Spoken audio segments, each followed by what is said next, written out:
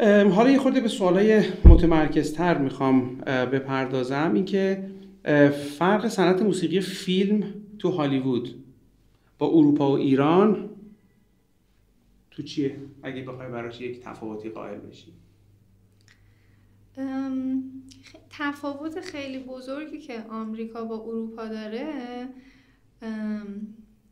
مفهوم فیلماشه. توی آمریکا خیلی فیلمای در واقع خانوادگیه، بهش میگن فیلمای فسفودی که تهش هم به هم میرسن و خیلی خوشحاله و حتی موزیک هم که براش استفاده میشه موزیکی که شما حتما قبل شنیدید یا حتی موزیک پاپه. بعد کیفیتش پایین تره، خیلی در درجه اول این هستش که توی آمریکا خیلی بابه و توی اروپا کمتر میبینید. توی اروپا ذره خلاقیت‌های بیشتر، یه سری مفاهیم رو بهشون بها داده میشه که میگم این سلیقه شخصی منه که من مال اروپا رو بیشتر دوست دارم. حجم پروژه‌هایی که داخل آمریکا هست خب خیلی بیشتره نسبت به اروپا.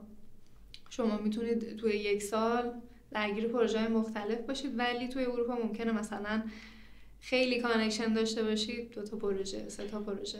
این منو به یه چیزی میرسونه که بچه‌ای که میخوان موزیک فیلم بخونن، من همیشه این مسئله رو باشون مطرح میکنم. میگم شما آهنگسازی یاد بگیر، کار درست رو یاد بگیر و خب موسیقی فیلم رو هم میتونی انجام بدی و توجیه هم اینه. حالا نمیدونم چقدر درسته، شاید تو بتونی کمک بکنی. توجیه هم اینه که مگه چند تا فیلم ساخته میشه که چند تاش موزیک بخواد که قسمت تو بخواد کدوم سهم از این بازار باشه. این جمله به نظر جمله درستیه که من میگم، یا اینکه نسبت بهش انتقادی داری یا میگی که نه موزیک فیلم هر کسی بخونه بالاخره بازار کارش رو داره، با توجه به یک در دسترس بودن خیلی زیاد تکنولوژی که همه میتونن کار بکنن، 2 ارزون بودن تکنولوژی که یه نفر مثلا ما تو ایران خیلی میبینیم خیلی زیاده که یه نفر یه کارگردانی موزیکو میده به یه جوونکی مثلا چند تا ساوند پد درست میکنه یا یه کارایی انجام میده و کارش رو انجام میده میره جلو. میخوام ببینم که آیا این جمله میتونه جمله درستی باشه که تو موزیک فیلم رو بری تخصصی موسیقی فیلم بخونی و اینکه امید داشته باشی که فیلم هم بهت بدن که کار بکنی. نمیدونم، این جواب شخصی من ممکنم غلط باشه. به نظر من کسی باید بره موسیقی فیلم بخونه که عاشق این کار باشه، چون انقدر مخصوصا توی هالیوود انقدر شما ریجکت میشید، چون که ببینید اونجا مهد استعدادا و همه دیگه میخوان کار موسیقی فیلم کنن میرن الی و معمولا بهترین رو انتخاب میکنن. معمولا اونی که پروداکشنش خوبه، آهنگسازیش خوبه، سرعتش خوبه، سیستم خیلی هوم استودیویی خیلی خوبی داره و خب سرخوردگی اوله. سالهای اول اینجوری نیستش که مثلا چه میدونم کریس نولان بیاد بگه فیلم منو بسازید. شما باید دستیار بشید، دستیارم بشید، اصولا خیلی دیگه مثلا شانس بیارید ادیشنال میوزیک. اینم میگم خیلی احتمالش کمتره و تا 2-3 سال اول تا کانکشناتون رو پیدا کنید تا جا بیفتید این همینه. بعد از اونم مثلا من الان دارم فیلمای کوتاه کار میکنم، فیچر فیلمی در اختیار نیست، ولی انقدر من به این کار علاقه دارم، همین کارهای فیلمای کوتاه هم که انجام دادم واقعا عاشقشونم و واقعا لذت میبرم.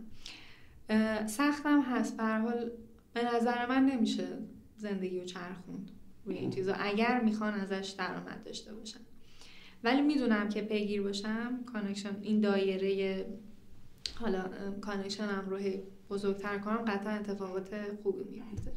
برای موزیسین فیلم، حالا این سوال دیگه ای که حالا شاید توی لیستی که هستش اینجا من ندارم، برای موزیسین فیلم خارج از آهنگسازی برای فیلم جای کاری وجود داره یا نه؟ با مهارت‌هایی که برای موسیقی فیلم یاد گرفته فکر می‌کنی مثلا میتونه موزیک پاپ بنویسه یا مثلا چه میدونم یک ایونت هایی رو بخواد بر اساس آموخته هاش از موسیقی فیلم؟ منظور من نیست که یه نفر آهنگسازه بله همه کارا رو میتونه بکنه، ولی آموزه های موسیقی فیلم که شما در دانشگاه میخونی آیا کار کردی غیر از موسیقی فیلم میتونه داشته باشه که بگی اوکی فیلم من ندارم ولی به جاش دارم مثلا توی جاهای دیگه ای از این مهارتم استفاده میکنم؟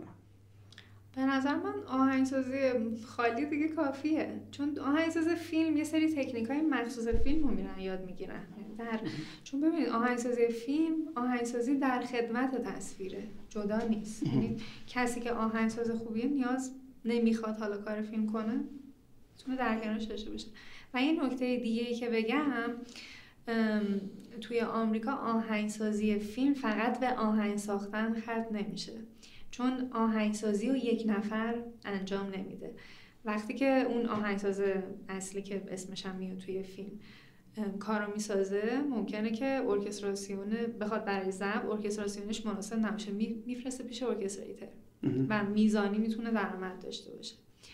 ممکنه فرصت نداشته باشه اون میدیایی که توی یه دبلیوش داره رو بشینه کوانتایز کنه، حالا نوت نویسی کنه، اینو میفرسته پیش کپیست. مشاغلی که توی عرصه موسیقی فیلم هست رو میتونی لیست بکنی؟ خب این دوتاش بود. یکیش بود ارکستریتور، کپیست. کپیست چی کار میکنه؟ اون میدی فایلا رو کوانتایزشون میکنه، تمیزشون میکنه، چون اصولا سر ضرب نمیزنه دیگه آهنگساز. از یه طرفی هم کلن میاد اون واقعی بودن ماکاپو میگیره وقتی که ما همه چی رو مثل ربات سر ضرب بذاریم. بعد یه سری میدی کنترلرها هست، سی سی وانا هست، اونا رو تمام بعد پاک کنن. بعد پروژه فیلمسازی خیلی بزرگه، یهو مثلا شما 700 تا ترک دارید که دونه دونه بشین پاک کنید، خیلی زمان میبره. بعد اینا رو میبرن توی سیبلیوس نوت نویسی میکنن، میفرستن برای ارکستریتر با خیلی تخصصی تر ارکستراسیون رو میدونه، دوباره میاد تغییری نمیده ها، ارکستراسیون رو یه جاهایش ایراد داشته باشه میاد درستش میکنه و فرستاده میشه برای ضبط. جدای از این یه چیزی هست به اسم ساوند افکت. مثلا صدایی که انفجار بمبه، اینو نمیرن صدای انفجار بمبو ضبطش کنن، میتونن با تکنیکایی که هست بسازن اون صدا رو. خیلی هم کار پولسازی خیلی هم محبوبه. یعنی آره اینو ما توی بحث مدرسه صدای خودمون، مدرسه هنرهای صوتی داریم بابش میکنیم که حالا به زودی هم این کار رو انجام میدیم که اصلا چطوری صدا بسازن، صداها رو چجوری ضبط بکنن، از ضبط یک چیزی یه چیز دیگه‌ای بتونن در بیارن. آره یادمه که توی مثلا صدای جلز و ولز سرخ شدن یه چیزی تبدیل به صدای بارون میتونست بشه و اصلا هیچ تشخیص نمیتونستیم بدیم که غیر از اون هست یا نه. خب دیگه غیر از این چه؟ یکی هم فولی آرتیست، مثلا صدای راه رفتن روی مثلا برگا یه صدایی داره، اینا توی استودیوی مخصوص میان دوباره این صداها رو میگیرن بعد میذارن روی تصویر.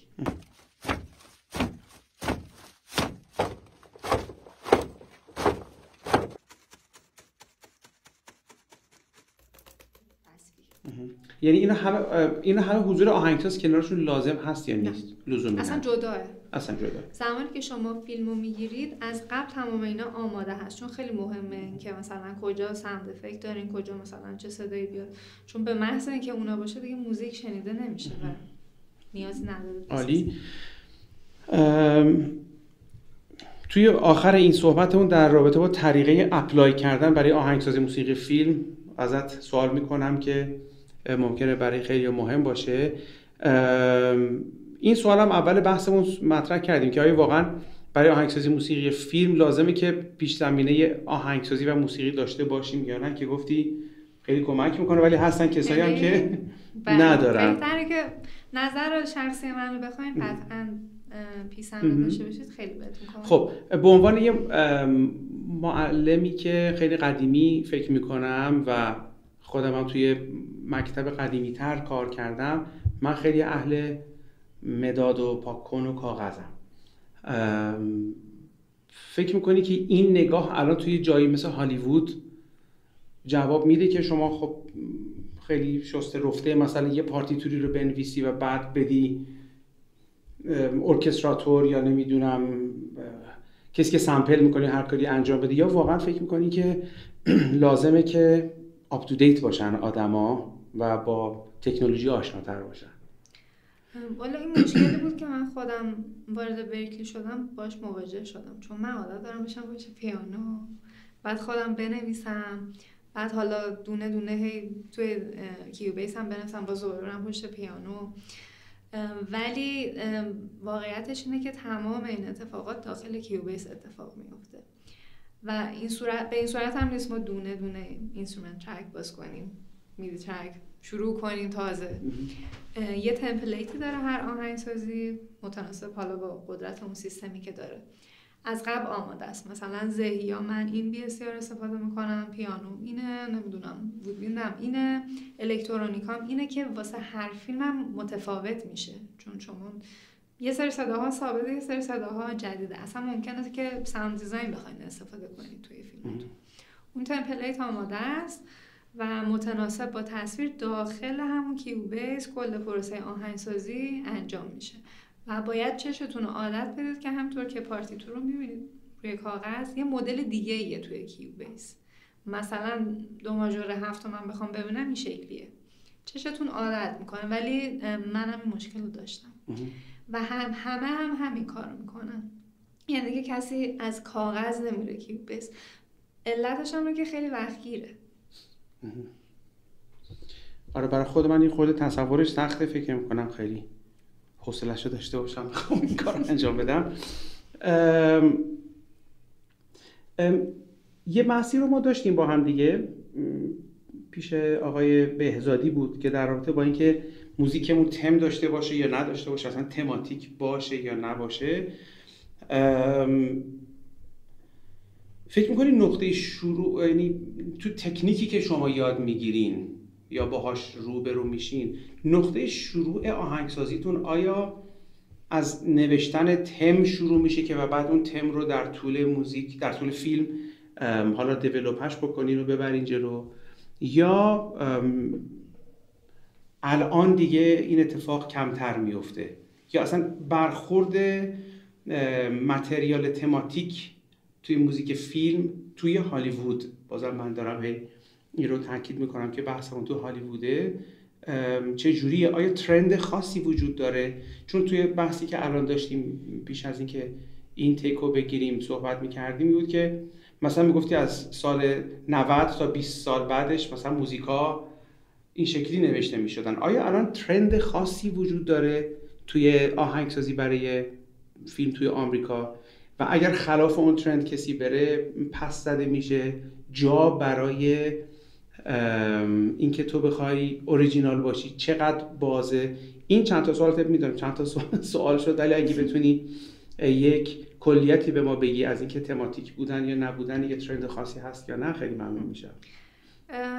الان توی هالیوود، توی اروپا میتونم بگم خیلی داره به این سمت میره که بیشتر تکسچر محور یا ساوند پچ، یا حتی خیلی جالبه به جای اینکه لایت موتیف بیارن میان فقط یه رنگ صدایی خاصی رو میارن که وقتی دوباره اون رنگ صدایی میاد یه حالت نوستالژی واسه شما داره که دوباره این تکرار شد. یعنی لایت موتیف جاشو به لایت موتیفی که رنگ صدایی خاصی داره، نه که حالا مثلا یه دونه صدای باشه. خیلی روی رنگ صدایی و تکسچر کار میشه.